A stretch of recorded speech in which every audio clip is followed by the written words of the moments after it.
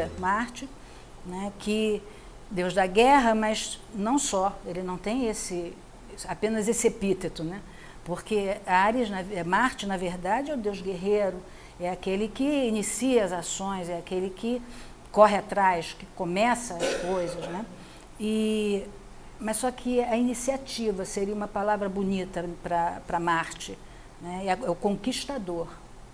Mas ele ganhou esse epíteto aí de Deus da guerra, e na própria mitologia grega ele era o deus mais odiado do panteão olímpico, porque ele dirigia uma carroça, uma biga, puxada por 2 cavalos, e um se chamava Deimos e o outro Phobos, que era medo e terror, né? E ele dirigia aquilo gritando, então ele passava pelos lugares aos berros com aqueles cavalos, e todo mundo se assustava e morria de medo dele, ele era sanguinário, e era também um camarada muito promíscuo, né? Porque dizem que Marte teve filho com todo mundo, e aí ele ficou com essa má fama, entendeu? Ficou com essa má fama, coitado.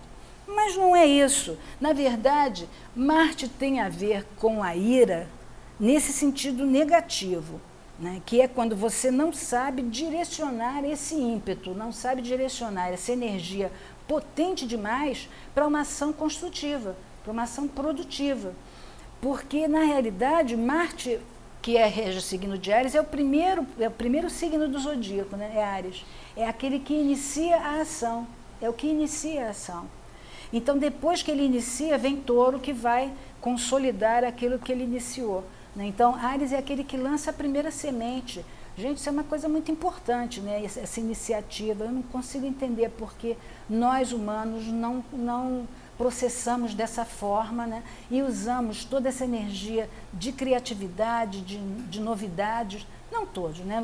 Também vamos fazer por menos, porque tem muita gente fazendo coisas maravilhosas, né? A tecnologia, eu sou representante disso, acho que a metade aqui que tem em torno de 60 anos e tal, eu acho que nós somos espectadores de anos maravilhosos, onde o progresso foi uma coisa impressionante, né? Onde há 20 anos atrás eu dizia, tão bom se um dia eu pudesse falar com o computador e ele escrevesse, e ele escreve hoje, né? Você fala no microfone, ele escreve e está resolvido. Nós contemplamos, a nossa geração contemplou um avanço tecnológico extraordinário, né? Um avanço científico extraordinário. Então existe muita gente boa fazendo bom uso da energia marciana, né? Usando isso para construir, para lançar novas sementes, para deixar um legado para a humanidade. Mas é a tal história, né? Eu costumo até dizer nas minhas aulas, você tem uma parede toda branca, você passa todo dia na parede branca, você não olha para ela. Um dia alguém vai lá e bota um pontinho preto, e daí em diante você vai ver aquele pontinho preto todo santo dia na parede. É como se o mal tivesse um peso maior, né? Talvez porque nos atinge, nos faz sofrer, né? Nos deixa, enfim, nos tira daquilo que seria natural, né?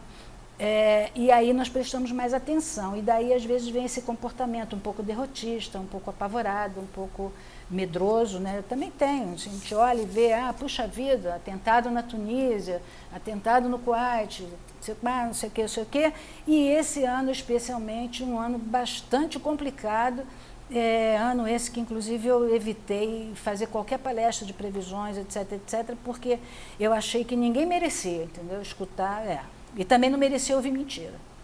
Então a única coisa que realmente eu escrevi, eu publico um anuário, foi que as pessoas usassem a energia de Marte de uma forma produtiva, né, para construir coisas, para iniciar projetos e, enfim, para tocar a vida, entendeu? E acompanhar o fluxo.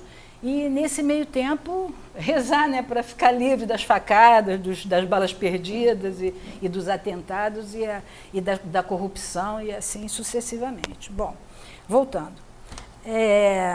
Ira é o defeito capital ligado diretamente a Marte, representado pelo deus da guerra. Aí já falei, a ira é o mau uso da energia agressiva. E tem outra coisa também, né, que a energia de Marte também é muito direcionada para o sexo. E vejam só, é aquele que lança semente, né?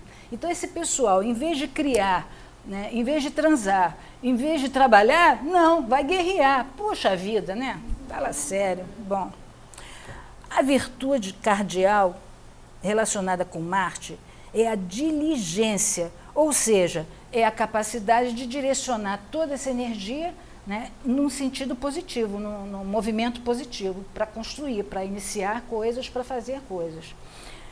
Aí vamos aqui para o São Tomás Queridinho. Ele diz o seguinte: são 6 características inerentes como sendo filhos da ira. O insulto.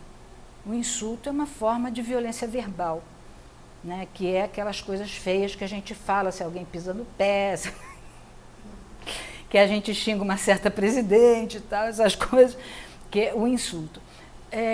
Aí a gente diz, mas eu sou humano, poxa, estão roubando pra caramba, estão pintando as canetas, que eu não tenho direito de xingar também, de me revoltar, direito você tem de qualquer coisa, né? A gente tinha lá aquele outro camarada que dizia, faz o que tu queres, há de ser tudo da lei, mas depois tu vai ter que responder, né? Quer dizer, essa energia que você projeta é a energia que volta para você. Então, se você consegue lançar um olhar, eu costumo dizer, de paisagem, existem certas circunstâncias que estão tão fora do nosso alcance, tão fora da nossa ação, né, que é desperdício de energia você se irritar com ela. Então, o que você faz? Você faz o seu e contempla. Não tem outra alternativa. O que nós vamos fazer? Para eu ficar hoje com muita raiva assim, eu iria me candidatar a presidente, né? E provavelmente depois seria forçada a fazer as mesmas coisas que estão acontecendo lá em cima. Ou então nada. Quer dizer, essa revolta, esse ódio é uma coisa que nos envenena inclusive o nosso corpo físico mesmo, né? Além de, evidentemente, revestir a nossa aura, né, num campo magnético horroroso, né, enfim, atraindo as coisas que também. Aí pronto, aí você é assaltado. Esse dia mesmo eu fiquei com muita raiva, mas depois eu consegui superar isso. Eu acho que nada nos acontece por acaso. Existe uma razão, existe uma lição em tudo. E aí eu estava no shopping, aquela líder aqui no Plaza, eu estou lá olhando umas araras, aí passaram 2 mulheres com uma cara esquisita. Aí eu me incomodei, porque lá no Plaza também tem muita gente. Aí eu achei que era só mais 2. Elas passaram por mim, me olharam, e eu estou lá olhando as roupinhas. Daqui a pouco elas passaram de volta, me deram um encontrão e foram embora. Quando eu saí do shopping, que eu procurei meu celular para falar com meu marido, naquele encontrão, elas tinham enfiado a mão na minha bolsa e levado meu celular. Vocês acreditam nisso? Na hora, aquilo me deu uma revolta, subiu o sangue nos olhos, né? Eu tenho lua em Áries, então tem um paviozinho assim, né? Mas já está melhor. Aí eu comecei a pensar, a fantasiar o que eu gostaria de fazer com elas, entendeu? Então, aí eu sentei, respirei. Aí você sente, tua pressão sobe, principalmente na cidade. A pressão sobe, né? Aí você já passa mal, fica tonto, não sei o quê. Eu sentei, gente, juro, sentei naquele café que tem ali da Copenhague, sentei ali, respirei. Falei, gente, é só um celular. É só um celular. Entendeu? Se eu ficasse mais furiosa do que eu estava, eu ficaria com uma crise de hipertensão e sem o celular. Então, naquele momento, eu fiquei zen, né, e sem o celular. E tudo bem. E o celular a gente compra na loja americana em 10 vezes sem juros no cartão de crédito. Olha, ninguém está me patrocinando, não. Então, é só mesmo esse respirar, sabe? Naquela hora mesmo que você parar e respirar. Né? Principalmente nós, né? Que fica feio a gente fazer essas coisas. Senão não pode. Vamos lá. A perturbação, que São Tomás fala aqui. Agitação física e psíquica produzida por emoções intensas e acumuladas. Um dos maiores problemas na psicologia, a tensão das emoções acumuladas pode gerar todo tipo de problemas no organismo. Hoje a gente sabe disso, né? Porque hoje nós temos a medicina psicossomática, né? Bom, eu vou fazer aqui um parênteses. Em 1991, né, os florais de Bach, que vocês devem conhecer, vieram para o Brasil pelas mãos de uma profissional lá de Campinas. Essa senhora trouxe, colocou os florais de Bach no Brasil, que passaram a ser vendidos em São Paulo, naquela farmácia Botica Viado de Ouro, né? E aí, o primeiro livro de florais de Bach que entrou no Brasil foi o livro do próprio Dr. Bach, que se chamava Healing Yourself, Cura-te a Ti Mesmo. Né? Então, nunca ninguém disse, nem Dr. Bach muito menos, que você tinha que consultar ninguém para receitar florais para você. Ele sempre achou que era uma autoprescrição. O segundo livro de florais publicado aqui no Brasil se chama A Magia dos Florais, que eu tive o prazer de escrever. Então, quando eu fiz esse livro de florais, ainda era uma época em que as pessoas não acreditavam muito que existiam questões emocionais por trás das doenças físicas, né? O Dr. Bach já falava isso, não existem doentes, não existem doenças, existem doentes. Quer dizer, as pessoas adoecem a partir de determinado estado de espírito, né? Elas adoecem, aquela energia começa a se acumular aqui, né? na aura da criatura, até o momento em que ela invade o corpo e aí babou. Aí é câncer, é úlcera, e todas essas coisas que a gente já sabe. E aí, mas ainda assim, durante muitos anos, a medicina institucional resistiu a essa teoria, e o Dr. Bach era médico alopata, né, antes de ser terapeuta, descobrir os florais. A medicina resistiu, mas houve um momento em que a medicina teve que admitir. E aí foi criada uma cadeira chamada medicina psicossomática, que é exatamente uma especialidade que estuda a influência das emoções do indivíduo nas doenças que ele eventualmente possa contrair. Então veja só como é que a ira pode ser destrutiva, né? Você se vira... A ira é o pecado de Escorpião, né? De Escorpião e de Áries, né? Que é aquela ira incontrolável. Então é aquela coisa que eu quero matar, mas você está se matando quando você faz isso. Entendeu? Eu não vou esquecer, eu vou me vingar, mas o primeiro envenenado é você, né? Porque aquele espaço que você está ocupando com essa energia, você podia estar ocupando de uma forma zen, lá no cafezinho da Copenhague, entendeu? Eu podia pedir para ligar para o meu marido, avisar, e meu marido do outro lado, meu Deus, aí soltou aquele palavrão, eu falei, não, tá tudo de boa, não tem problema não, tá tudo bem. E estava mesmo, juro por Deus que eu fiquei bem, sabe por quê? Porque se eu não ficasse bem, eu ia ter que ir para o hospital. Entendeu? Vocês que ainda são muito jovens, né, e que ainda não têm esse tipo de intercorrência, embora possam ter, né, a qualquer momento, mirem-se nesse exemplo, porque a longo prazo, né, vocês vão se envenenando, se envenenando, se envenenando. Então, se tiver que se irar, minha gente, irem-se por uma razão muito importante, entendeu? Uma ira que vai promover uma ação, porque essa também seria o reverso do defeito, né? O uso produtivo. Está muito zangado, transforme isso numa energia de ação, mas não de dar um tiro no outro, né? Mas de mudar aquela situação. Entendeu? Porque com o tempo, o corpo de vocês vai cobrar essa conta. Cobrou de mim também, deve ter cobrado de vocês, né? Deve estar cobrando até hoje. Qual é o seu signo, menino? Peixe. Ah, é, parece que peixe. Ah, que bonitinho. Por isso que ele tem um olhinho assim tão bonitinho. Uma carinha de bonzinho. Ele está ali sentado. Tão... então é máscara, viu, gente? É máscara. Não mexe com ele, não. Não, eu vou continuar o elogio para você ficar feliz. Não é astrólogo, não, né?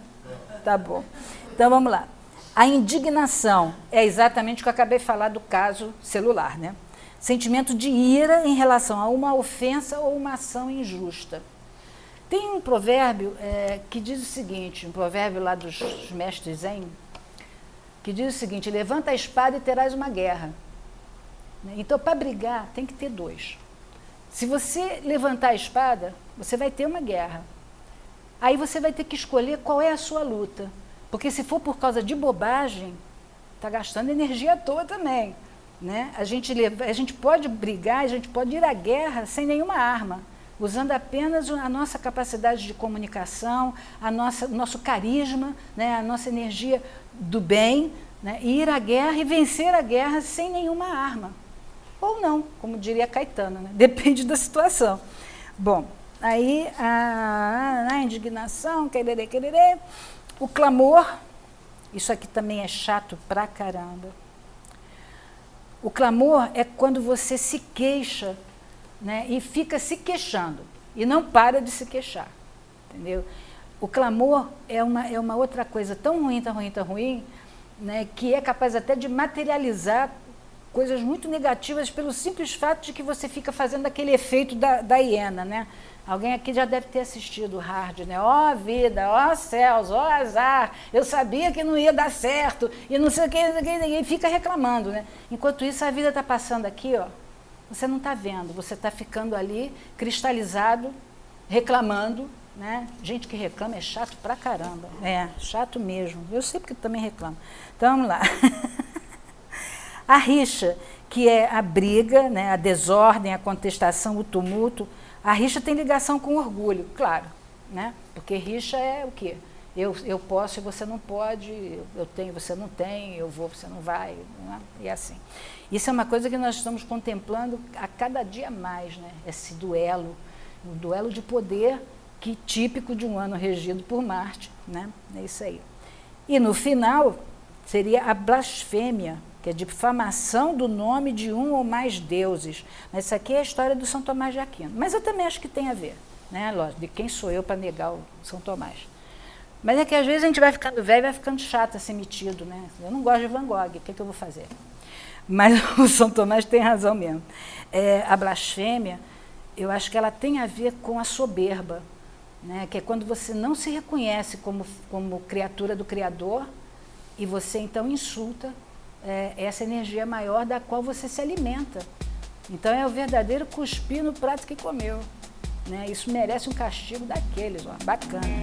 Bom, não é castigo, é causa e efeito. Vamos lá, vamos para Vênus, que é a gula.